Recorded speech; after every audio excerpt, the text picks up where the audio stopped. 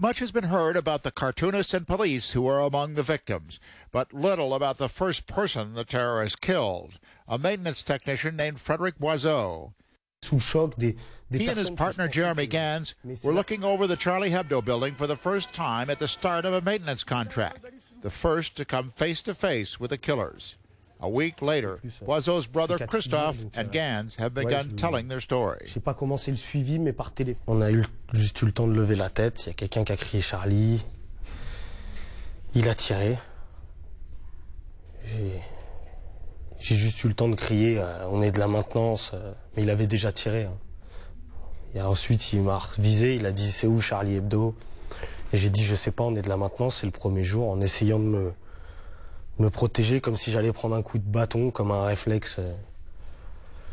Et ensuite, Fredo, il a crié Jérémy, je suis touché, appelle Catherine, c'est sa femme. Et ensuite, je me suis jeté sur lui pour essayer tant bien que mal de l'aider, d'appuyer sur sa plaie, lui lever la tête, de le mettre sur le côté. Et quand je me suis retourné, je les ai vus repasser, nous reviser et rentrer dans ce bâtiment. Et là, je me suis dit, ils vont nous finir. Donc j'ai tiré Fredo le maximum que j'ai pu. Je l'ai traîné, on s'est enfermé dans les toilettes. Je l'ai mis au sol, je me suis mis à côté de lui et j'ai fermé les toilettes. Et j'ai entendu plein de coups de feu. Et je me suis dit, faut pas qu'ils nous finissent. And were you frightened? Oui, j'ai eu peur sur le moment qu'ils nous finissent, qu'ils reviennent et qu'ils nous retirent dessus, qu'ils suivent les traces de sang et qu'ils nous finissent. Je savais pas ce qui se passait. On n'a pas compris avec Fredo. On savait pas qu'il y avait Charlie Hebdo dans cet immeuble. You had a good view of the gunman? Ouais, je l'ai vu dans les yeux. J'oublierai jamais, comme une photo que j'ai prise, avec l'arme qui fumait encore. Suite à cette balle qui a été tirée, il a tiré qu'une balle. What feelings do you have toward the gunman? C'est pas la colère qui les ramènera, qui ramènera Fredo, qui ramènera les autres. C'est la haine qui a fait disparaître 17 personnes. C'est de la haine. De toute façon, il n'avait pas de haine. Mon frère, il n'avait pas de haine. Les gens faisaient ce qu'ils faisaient, mais il n'avait pas de haine. Il n'aurait jamais été en colère, il aurait dit c'est débile, c'est tout. Voilà, ils sont fous.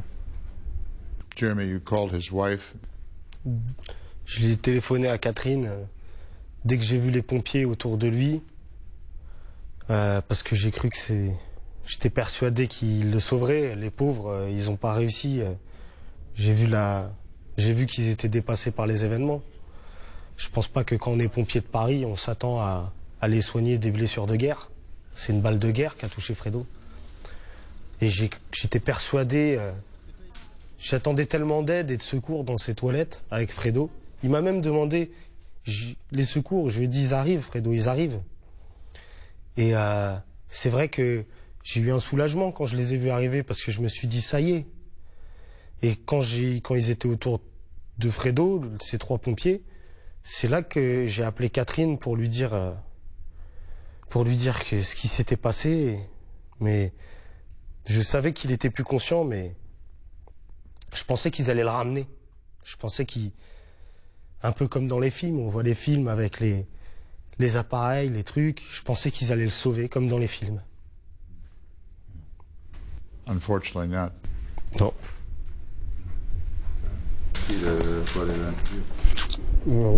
Jim Bitterman, CNN, Paris.